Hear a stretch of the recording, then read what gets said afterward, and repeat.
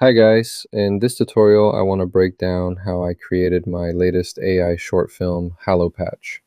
The story follows three childhood friends who return to a neighborhood pumpkin patch they grew up visiting every Halloween.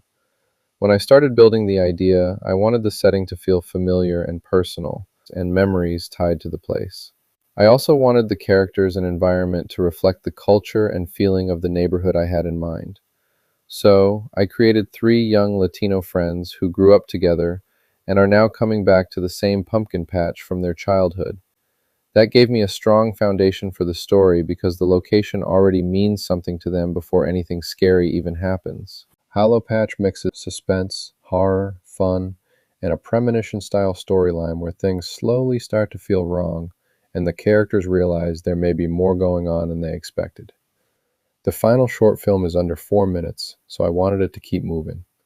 I used a lot of different shots, cuts, transitions, camera angles, dialogue, and editing to keep the pacing tight and constantly push the audience into the next scene without letting the story feel slow. If you want to follow along with me step by step, I've added the image prompts and matching video prompts I used for this project inside my school community. You can find everything in the classroom under AI Short Film. I'll also be adding tutorials, prompt breakdowns, workflow examples, and more resources there so you can follow the same process while creating your own AI short film. That way, you're not just watching me build the project, you can actually open the prompts, use them as references, make changes for your own story, and follow along with the entire workflow. Now let's get into the project. For this short film, I wanted to start with a proper cinematic intro before we even get into the main story. For the first 4 scenes, I generated the images using the image generator inside ChatGPT. For each image, I was very specific about how I wanted the shot to look: the environment, lighting, composition, mood, and camera angle, because I wanted those opening shots to already feel like part of a movie. Then I turned each image into a 5-second video clip.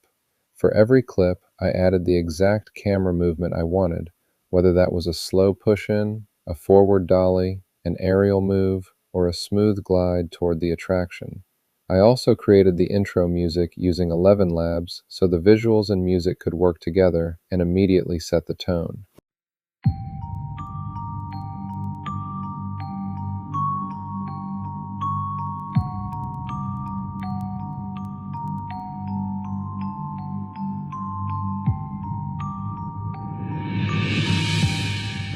Now, even though each generated clip was 5 seconds long, I didn't just drop all 4 clips on the timeline and let every clip play from beginning to end.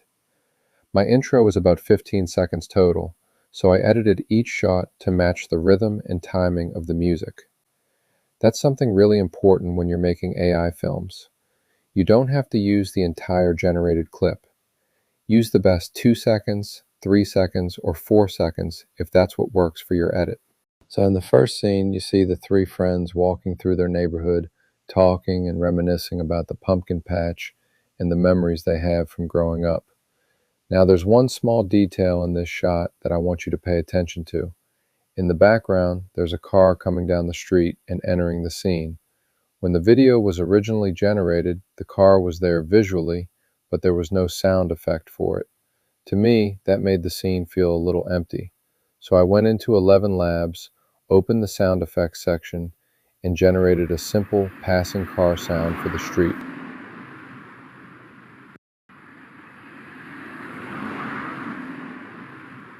I brought that sound effect into my timeline, lined it up with the car movement, and it immediately made the scene feel more alive and believable.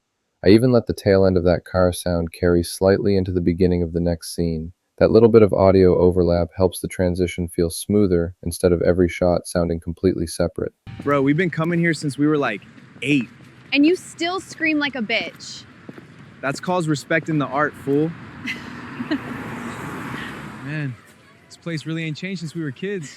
That's something I want you to keep in mind throughout your own films. Pay attention to the small details happening in the frame. If something is visible but the generated video doesn't give you the sound you need, you can always add that detail yourself during editing.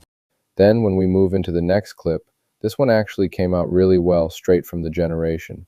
The movement worked, the atmosphere worked, and I felt like the scene already gave me what I needed, so I pretty much let it play. And that's another important lesson when working with AI video. Not every clip needs to be fixed. Sometimes we can overthink things and start adding effects, changing cuts, or regenerating something that already works.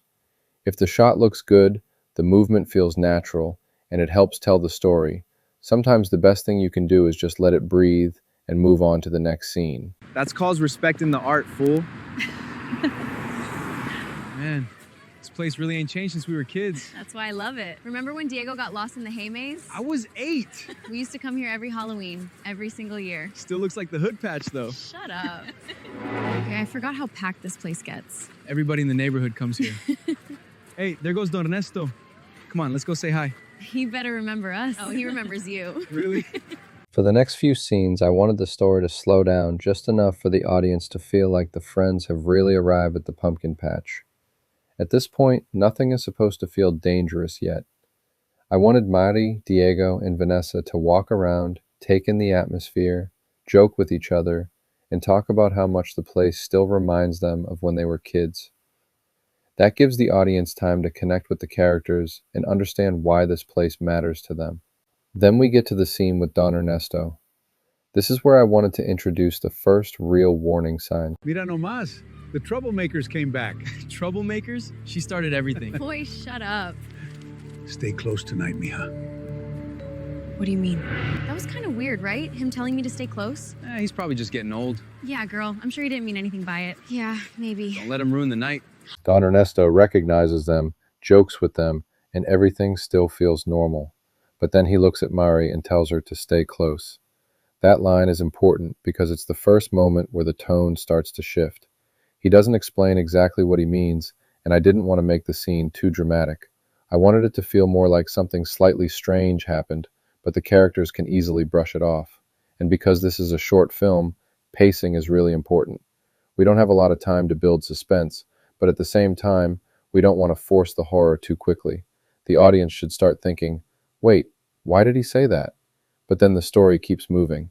That's the balance I was going for. Give the audience one small warning, let the characters ignore it, let everything feel normal again, and then gradually introduce more signs as the film continues. That way, when the bigger moments finally happen, they feel connected to everything we've already shown instead of coming out of nowhere. So for your own short films, think about how you can plant these little moments early. You don't always need a huge scare. Sometimes one strange line, one unusual reaction, or one small detail in the background is enough to tell the audience something isn't right. For the Don Ernesto scene, I added a quick layer of suspense music right when he tells Mari to stay close. I wanted that moment to feel just a little more unsettling. Then I used a short sound effect to transition into the next scene. She started everything. Boy, shut up. Stay close tonight, mija. What do you mean? That was kind Now the friends are walking away and talking about what just happened. Diego and Vanessa brush it off, basically saying Don Ernesto is probably just getting old and that he didn't mean anything by it.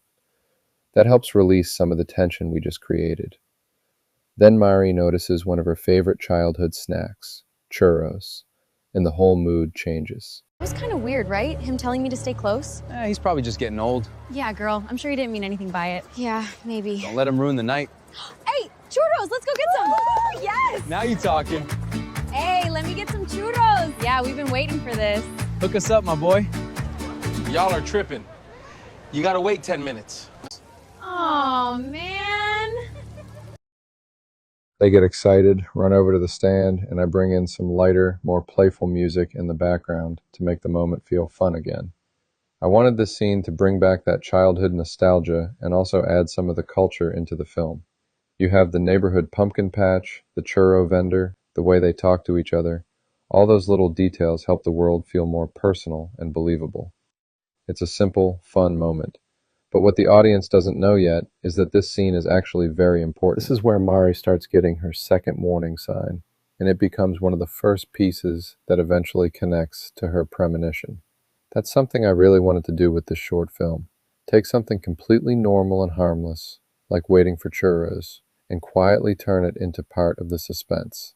The characters are laughing and having fun, but underneath that, we're slowly building the feeling that something is starting to go wrong. Mari starts looking around more carefully.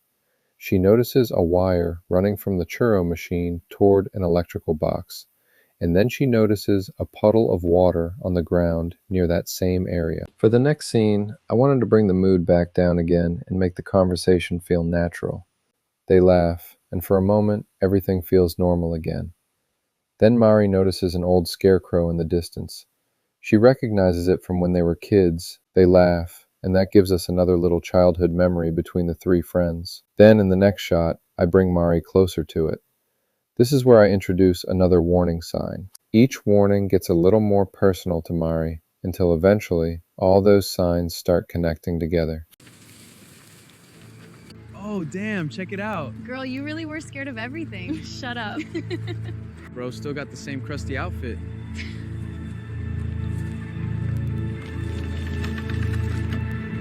Mary! You coming or what? Okay, this actually looks sick this year. The next two scenes actually worked really well together, and I didn't feel like I needed to change much. First, the three friends arrive at the haunted house attraction inside the pumpkin patch. I wanted it to feel like another part of the entertainment, but still have this old, creepy, worn-down look to it. Before they go inside, Mari notices something familiar again, another cord running across the ground near a puddle of water. That immediately connects back to what she noticed earlier at the churro stand. She looks at it, gets that uncomfortable feeling again, but at the same time she's still thinking maybe she's just overthinking everything. Then we move into the next scene where all three of them enter the haunted house. This is where the atmosphere really starts to change. Oh, damn. I think it's even creepier than ever. Boy, you scared already? Yeah. This is creepy. This place still cheap as... I used a closer shot on Mari so the audience could really see that she's not joking anymore. She's starting to feel like all these little signs are adding up. These two scenes worked well for me because I didn't need to over-edit them or add a bunch of extra effects. Sometimes when the generated video already gives you the right mood, pacing, camera movement, and performance, the best thing you can do is leave it alone and let the scene do its job. That's another thing I want you to remember while editing AI films. Not every shot needs more. If the scene already works, use it. For the next scene, I added a quick sound effect to help transition into the scare. This is creepy. This place still cheap as hell. And you're still scared. Because what's a spooky horror film without at least one good jump Man, scare? this place still cheap as hell. And you're still scared. But right after the joke, everything shifts. They hear a strange noise coming from the ceiling. At first, none of them really know what it is. Since they're inside a haunted attraction, it could easily be part of the experience. Mari? No. No, no. Yo, Mari? What happened? Now we move into the scene where Mari's premonition really starts to take over. She begins seeing flashes of what's about to happen. Fire spreading through the haunted house, parts of the roof and ceiling starting to collapse, and everything around her turning into chaos. Inside her own vision, she hears herself yelling, "Get out! Now!" Then she notices the fire beginning to form along the wall. At that point, Mari realizes this isn't just another weird effect from the haunted attraction. She looks at Diego and Vanessa and says, "Guys, this is real." Some people farther down the hallway notice it too and start questioning what they're seeing. That's real. Yo, what the hell? Hey, is that supposed to be on fire? We need to go, now! For the next section, this is where the destruction fully takes over. I used 6 different scenes in this part of the edit before getting to the final ending shot, because I wanted the premonition to feel like it was escalating out of control. The goal here was fear, suspense, panic, and destruction. I also wanted the characters to feel physically involved in the danger. There's a moment where Diego's sweater catches fire, and another person is trying to help him put it out. That kind of unexpected detail makes the scene feel more intense because now it's not just destruction happening around them, it's happening directly to them. When I edited these 6 scenes together, I kept the cuts moving quickly so the audience doesn't really get a chance to relax. Each shot should feel like the situation is getting worse. The camera moves closer and closer toward Mari until we get a tight close-up of her face. At this point, she's completely terrified. Then we push even closer into her eyes. I wanted that shot to become the transition out of the premonition. So instead of just cutting from the destruction to the ending scene, The camera moves into Mari's eye and uses that visual as the bridge into reality.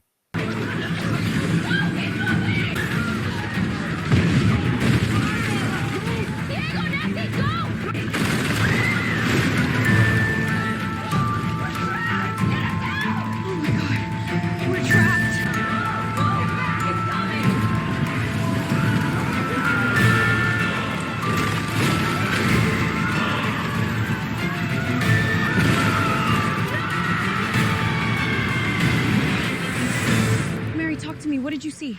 This. I saw this. Saw what? Damn! No, this is exactly how it starts. We're leaving right now. What about the haunted house? Forget the haunted house! It's happening. That transition helps connect both moments together. We go from absolute chaos inside her vision to Mari suddenly coming back to the real world. We go from the most chaotic moment in the entire film straight back to the exact place where the warning chains started. That makes the ending feel connected to everything we've been building throughout the story. And that's our tutorial. Thank you guys again for watching and following along with me as I broke down how I created HallowPatch. If you want to try creating something like this yourself, I've added the image prompts, video prompts, assets, and resources we used for this film inside the classroom in my school community. You can use them to follow along with the process, study how the scenes were built, and then take those ideas and turn them into something of your own. The biggest thing I want you to take away from this is create. Don't limit yourself because you think your film has to be huge, expensive, or perfect. You don't need a massive production to tell a good story. Start with an idea, build a few interesting characters, create a world around them, and focus on making the audience feel what you imagined in your head. So take what you learned from this tutorial, make it your own, and show us what you create. Thanks again for joining me. Until the next tutorial, keep creating. We've got a lot more coming soon.